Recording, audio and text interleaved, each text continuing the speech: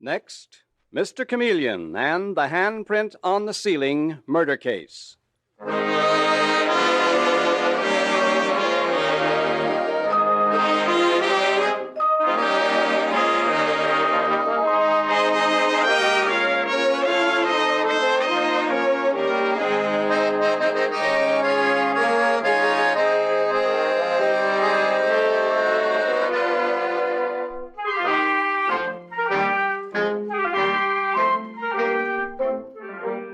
Tonight, we again present the famous Mr. Chameleon of Central Headquarters in his most famous cases of crime and murder.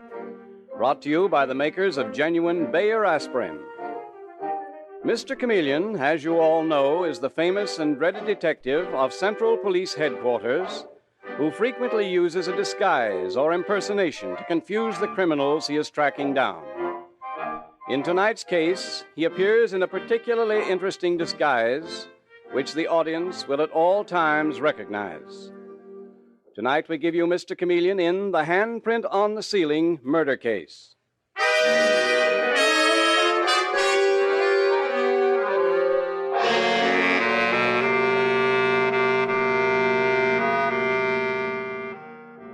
Were you to pass along East Street in New York, you would see a row of old and decadent brownstone houses, mostly lodgings in bad repair.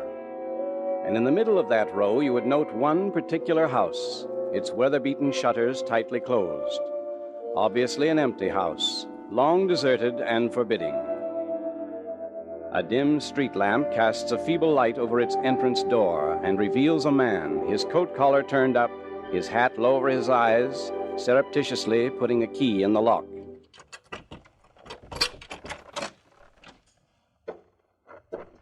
He enters and quietly closes the door behind him. A flashlight focuses on the stairway, and we hear the old steps creak as he climbs them and says to himself, "The home of my childhood, the home from which my mother was buried, the home where my brother Joshua died just 1 year ago. But pull yourself together, man. This is not a sentimental visit, but one to seek something and find it. Here's the door to Joshua's room. I'll go in. That stepladder. Has somebody been here before me? And this... No. Heaven help me out of this. It's a body. Don Elliott's. I must get out of here. But he can't get out, for again we see the old staircase lighted by a flashlight and hear the steps creak as a second man ascends. He too approaches the door the first man entered. He opens it. He throws his flashlight on the first man and, startled, says, "What? You! What brought you here? What's this? So, you finally murdered Donald Elliott. Don't try that on me, Crowder. You murdered him. What? I found Elliott dead, and you sneaking back to make sure you'd not left any evidence. You had plenty of reason for murdering Elliott. And so did you, Crowder. Sure I did, but I didn't kill him. We'll let the police decide that. I'll call the cops quick if that's what you're after. I'm not afraid. Listen, Crowder, let's act like sensible men. Like sensible men? If we call the police and tell them what happened here, I'll accuse you and you'll accuse me, and we'll both be in the sack. What do you want me to do, Mr. Booth? No more, no less than I'll do. Act like a sensible man. Well, what's the answer to that one, Mr. Booth? I'm listening. If you agree not to call the police, I'll agree not to call them. Let's both get out of this house and say nothing. It may be 6 months before anyone finds Elliott's body in this empty place, and by that time the trail will be cold. I still say you killed Elliott. But I get your point. Then it's a deal. We'll keep the police out of this. Murderer or not, you're smarter than I am, Mr. Booth. And I can see myself taking the rap for you. It's a deal. Mum's the word.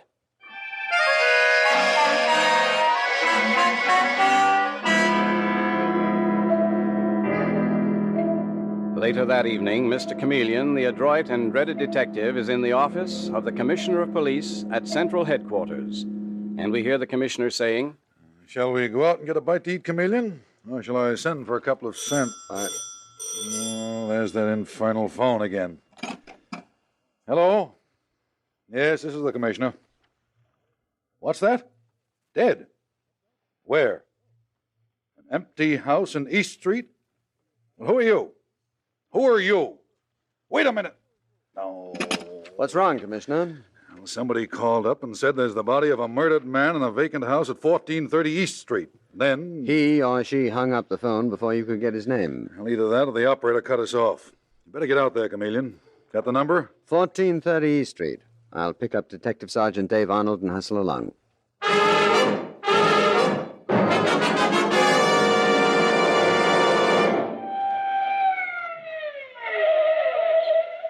It's an empty house, all right, Mr. Chameleon. All boarded up. Hop out, Dave. Don't bother ringing the bell. Use your keys. Okay.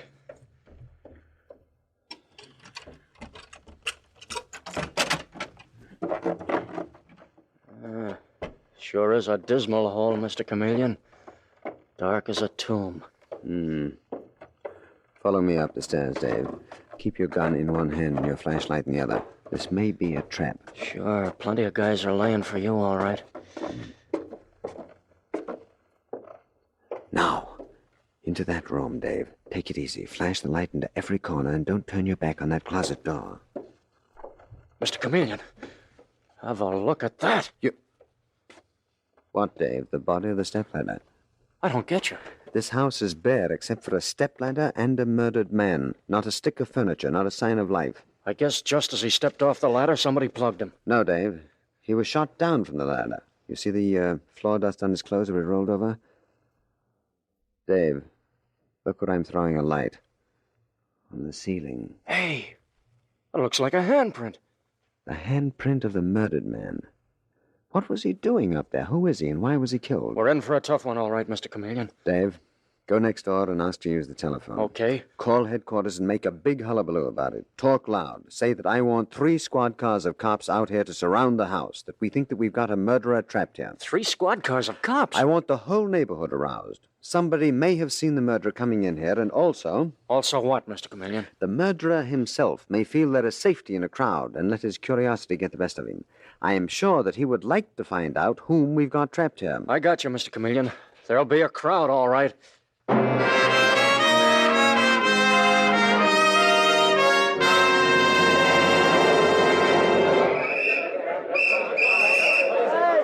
got a murderer trapped in that house. Stand back there. Get back. Somebody might get shot.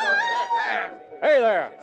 Didn't you hear me say to stand back? I'm the caretaker of this house. What's happening? Oh, come inside. Mr. Chameleon will want to see you. Chameleon, you say? This way. Mr. Chameleon? Yes? There's a man who says he's the caretaker here. The caretaker? What is your name? John Crowder. I live in the rooming house next door. Whose house is this, Mr. Crowder? Well, the owner's dead. He was Mr. Joshua Booth. Old Joshua Booth? I remember him.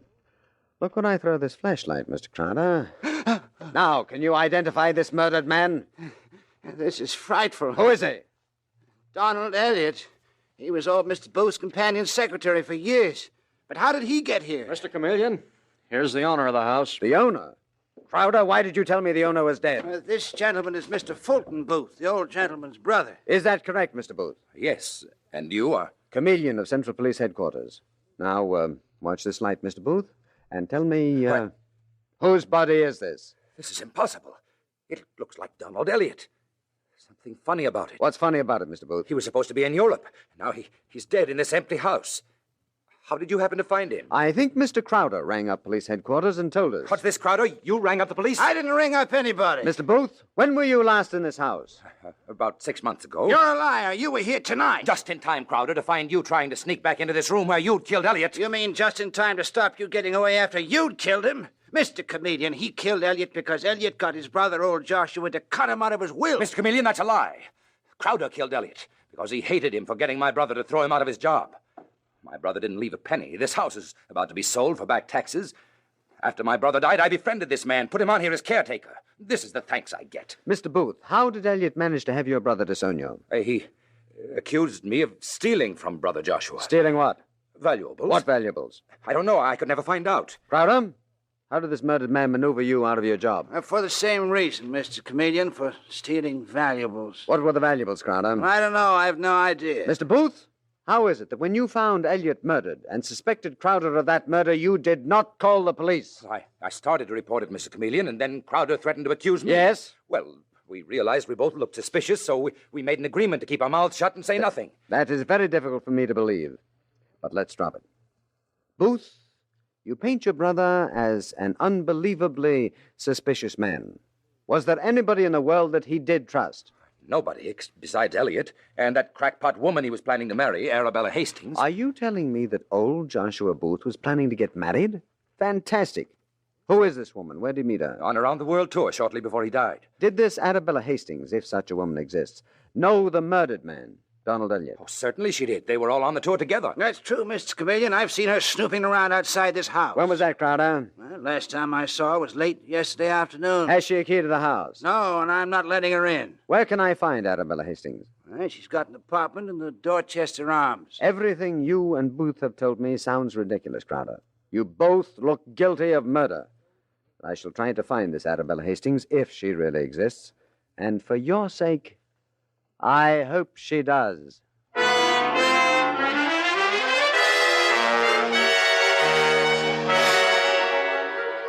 And a short time later, at the Dorchester Arms, Mr. Chameleon finds that Arabella Hastings does exist. We hear her saying, You say you are Mr. Chameleon, the detective? I'm writing a book, and it's very disturbing to have my flow of thought interrupted. You've probably been reading my book on the psychology of criminal activity among the Tibetans. Is that what brought you here? I am afraid, Miss Hastings, Then that it must be about one of my other books. I've written on so many subjects. It can't be that you're interested in my treatise on behaviorism of the adolescent male Indian. No, it's about a murder. I don't remember having written any book on that subject. I am not speaking about books or fiction, Miss Hastings, but about a very real murder. The murder of Donald Elliot. Donald Elliot? Who killed him? If I knew, I would not be here, Miss Hastings. I understand that you were rather well acquainted with him. Who told you that, Mr. Chameleon? The caretaker of the vacant house in which he was killed. A man named Crowder and also Mr. Fulton Booth. Oh, is that so? They would. Well, did they happen to tell you, too, that they both bore very deep psychological grudges against Donald Elliot? A common mental pattern among men of their type. If you will confine yourself to more simple expressions, I think I shall understand you better, Miss Hastings. After all, I am only a policeman. I understand. The limited scope of the police type of mind. I've often wanted to write about I was also informed that you were planning to marry Fulton Booth's elder brother, Joshua, shortly before his death. Purely for companionship, Mr. Chameleon. Yes, so I would gather. What? Nothing. Nothing at all. What I started to say is that I was also informed that you were seen outside the murder house as recently as yesterday afternoon, about 6 o'clock. Well, what of it? I was also seen in Greenwich Village, in Central Park, and the Museum of Natural History yesterday afternoon. Do you happen to have a key to the door of the Museum of Natural History? What's that? I'm sorry, Miss Hastings, slip of the tongue. I meant to say, do you have a key to the empty house in which Donald Elliot was murdered? Why should I? I'm sure I don't know. I am merely asking. Have you a key to that house? Certainly not. Have you ever had one? I never had a key to that house. I'm expecting a guest, Mr. Chameleon, so you'll have to excuse me. I will open the door for you, Miss Hastings. Oh, I'm sorry, Arabella. I hope I'm not intruding. Peter Barclay, I wasn't expecting you. I came because of Donald Elliot's murder. Well, what about it? Yes, what about it, Mr. Barclay? I am Chameleon from Central Police Headquarters. Why, nothing, Mr. Chameleon. Nothing at all. Chameleon. Oh, you're the detective who's famous for his disguises. Mr. Barclay, were you acquainted with the murdered man, Donald Elliot? Only casually. I'm sure Arabella, Miss Hastings can tell you more about him than I can. What are you trying to say, Peter? You knew Elliot as well as I did. Where did you meet Elliot, Mr. Barclay? He was old Joshua Booth's companion secretary. Arabella and I met him and old Booth on a round-the-world tour last year. You mean that you and Arabella Hastings went on that tour together? Peter and I met each other on that tour, Mr. Chameleon. But Arabella, don't you... Let me do the talking, Peter. The time to make up a story, Peter and Arabella, is when a cop is not on the scene. Peter, is it not true that you and Arabella Hastings knew each other before that tour? And don't try lying. We did know each other, but only slightly. He means, Mr. Chameleon, our being on that ship was only a coincidence. I don't believe in coincidence. Let's have the full story, Peter, and fast. How did you get hold of a key to the house where Elliot was murdered? You pinched it from Arabella Hastings, did you not? Oh, so that's her story, is it? Peter! She gave me that key. That's where I got it, Mr. Chameleon. Mr. Chameleon, you in there? What's happened, Dave? Plenty. Crowder, the caretaker, was murdered about half an hour ago. Shot to death? Yes, sir, in the same room of the empty house where Donald Elliot was killed. Where were you half an hour ago, Miss Arabella Hastings? Oh, well, at a delicatessen store. Where were you, Peter Barclay? Sitting on a bench in that park over there. You are both lying, but we'll go into that later. In the meanwhile, Detective Sergeant Arnold will take both your fingerprints.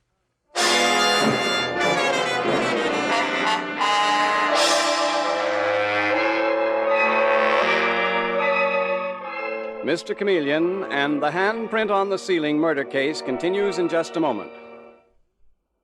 A very important thing to know about genuine Bayer aspirin is that its single active ingredient is so gentle to the system, mothers give it even to small children on their doctor's advice. Always remember this because it means that when you have an ordinary headache, neuritic, or neuralgic pain, you can take Bayer aspirin with complete confidence. For Bayer aspirin gives you more than fast relief. It also gives you the dependable relief that's important to your health. Bayer aspirin speed is proved by the fact that it actually is ready to go to work in 2 seconds, and its dependability is proved by its record of use by millions of normal people without ill effect, a record that no other pain reliever can match. So don't experiment when you're in pain. Don't risk using drugs that have not stood the test of time. Instead, use something that millions know from experience is fast and completely dependable, too. Genuine Bayer aspirin. When you buy, ask for it by its full name, Bayer aspirin, not just for aspirin alone. Get the 100-tablet bottle, and you get Bayer aspirin tablets for less than a penny apiece.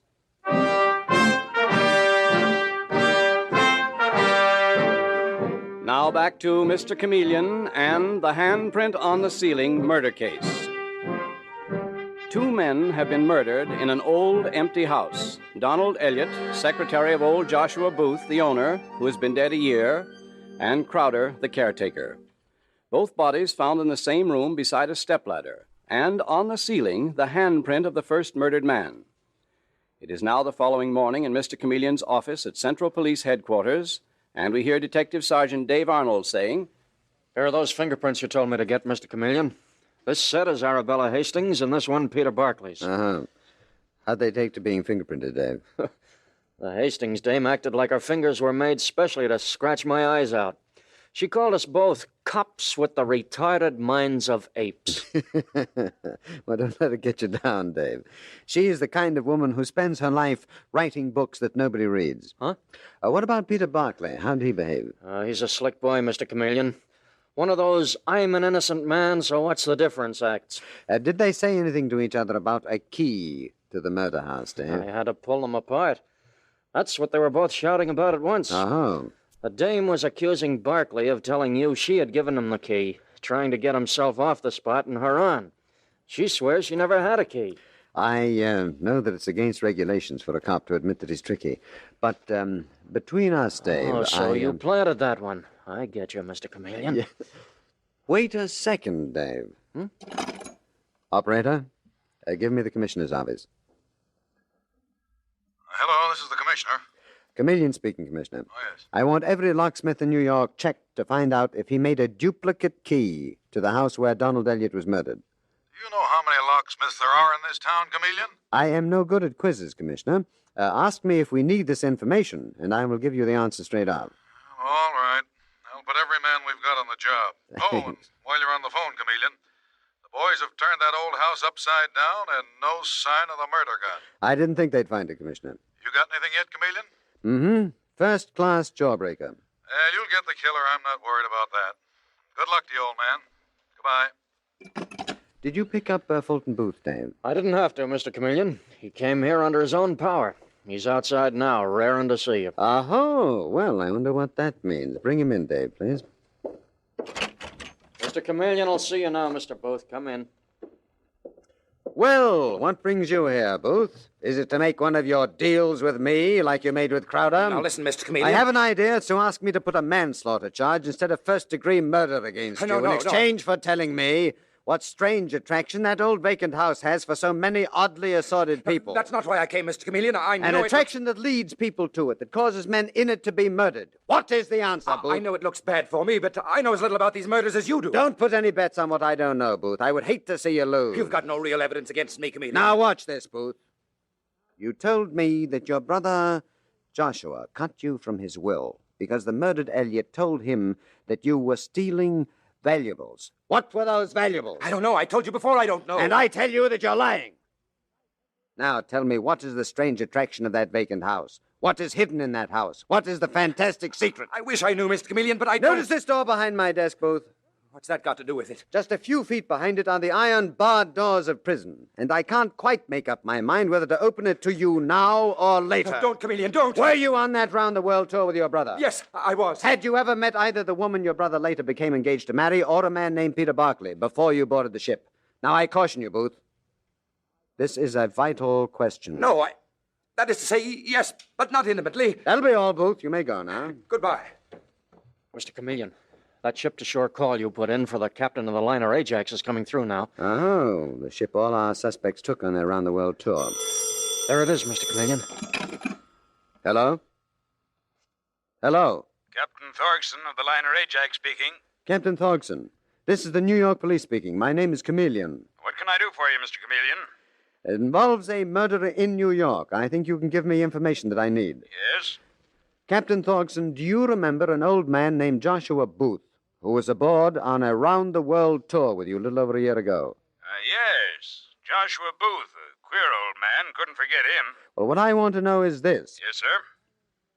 Did you by any chance know how Joshua Booth occupied himself ashore at your various ports of call, Captain? That's why I couldn't forget him. The old man was buying diamonds and jewels by the hatful, every place we stopped. Are you sure of this, Captain? I'll testify to it, Mr. Chameleon. Joshua Booth entrusted the jewels to me for keeping in the ship safe. Did any of his party, the people that he was with, know of these jewel purchases? Well, the old man tried to keep it under cover, but his brother and some man and woman he was with were all trying to pump me about it. And naturally you didn't tell them anything. Not a word, Mr. Chameleon. When the voyage ended in New York, what then? Well, the old man himself came to me. Nobody with him. He had a traveling bag. I opened the safe, and he put the jewels in the bag, and that's the last I saw of them. Captain, I can't thank you enough. We'll dock in New York in about 5 days, so you'll know where to get to me if you want me. Thanks again, Captain, and goodbye. Dave, we have got what we're after. Whoopee, now what? Send the fingerprint men out to the murder house instantly. Get every fingerprint in that house everywhere. Right away, Mr. Chameleon. And at the same time, send the searching squad out. Tear the house down brick by brick if you have to, but find those jewels. The mystery of why people were murdered in it, why there was a handprint on the ceiling, is solved. Then the case is over, Mr. Chameleon. Except for discovering who killed Donald Elliott and Crowder.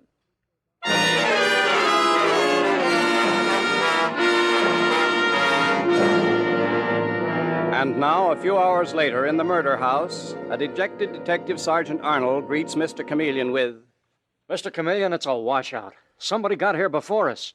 We found the old man's bag, but not the jewels. Where had he concealed the bag, Dave? Of all places, in a phony back behind an old jelly closet in the cellar. It was ripped wide open. Oh, one of those charming people, Fulton Booth, Arabella Hastings, or the slippery Peter Barclay, has them. And that person is the killer. Sure, but which one? I've got to get into those people's houses and move fast. You mean in disguise, Mr. Chameleon? Mm-hmm. Disguised as a good Irish fireman, Tim McGrath.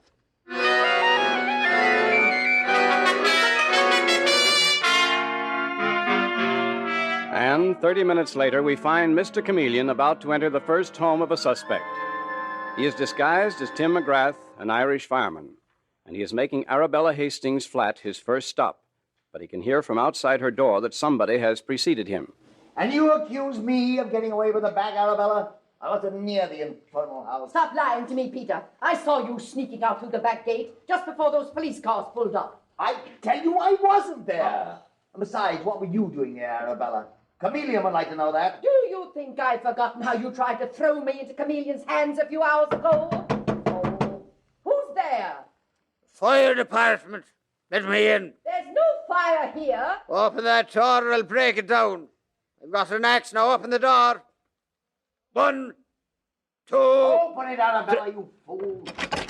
See for yourself. There's no fire here. We've got a report saying that you're concealing explosives here. What? I've never heard of such a thing. What are you talking about? Explosives, lady. And I'm searching this place for them. Orders from the chief. Well, go ahead and search for them then. You'll not find anything here. What's in that bundle under the sofa, lady? Something this gentleman brought with him. She's a liar. What is your story, mister? Hand me that package, lady. Handle it carefully. Oh! No! Peter, how could you? I knew I'd find you here, Peter Barclay. Fulton Bull. So you and Arabella thought you'd get away with it. Get away with what, mister? What's this fireman doing here, Arabella? I am here to get the jewels one of you finally found in Joshua Booth's house today. It's Chameleon. Mr. Chameleon. Arabella's turned us into Chameleon, Peter. Look out, Arabella, get behind me. Fulton Booth's ready to kill you. So you did it, Fulton, with Peter? Move aside, Mr. Chameleon. Let me get behind you. Give me that gun, miss. No! Good work, Dave. The gun that killed Donald Elliott and Crowder. Now, give me the evidence on which I arrest this woman, Arabella Hastings, for murder. Sworn statement from Thomas Stein, locksmith of Flushing Street, Brooklyn. Positive identification of the Hastings woman snapshot we took as purchaser of duplicate key to the murder house. Positive identification, Hastings' fingerprints on door, back of cupboard, leading to place Joshua Booth's jewels were hidden.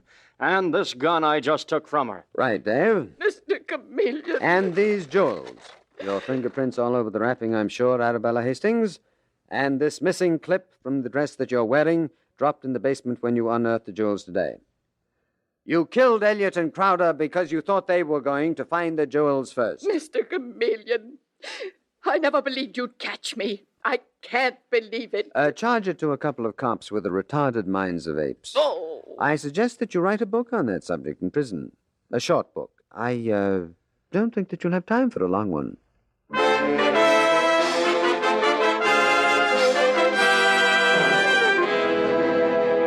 And with these words, Mr. Chameleon concludes tonight's murder case.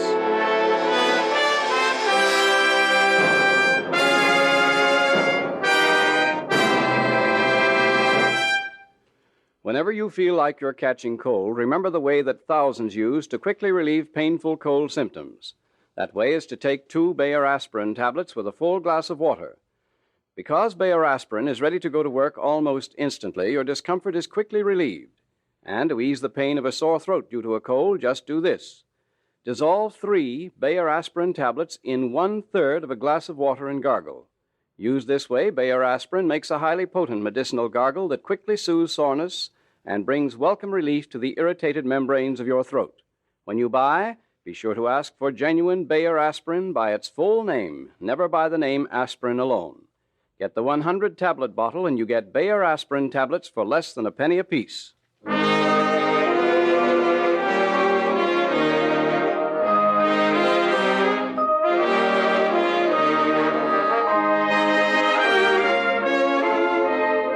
Listen next Wednesday night at this same time for Mr. Chameleon, the man of many faces, in The Lost Bride Murder Case. Mr. Chameleon is played by Carl Swenson and written by Frank Hummert, with music directed by Victor Arden. Your announcer is Howard Claney.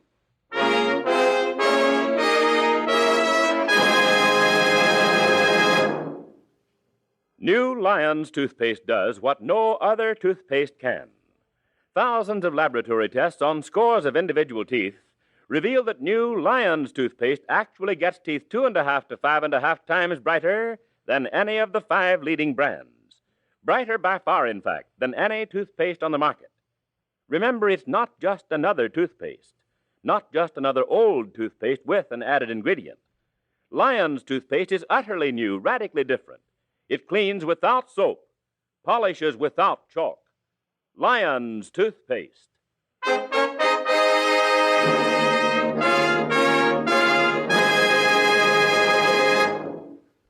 Listen for Mr. Chameleon in The Lost Bride Murder Case next Wednesday night at this time. This is CBS, the Columbia Broadcasting System.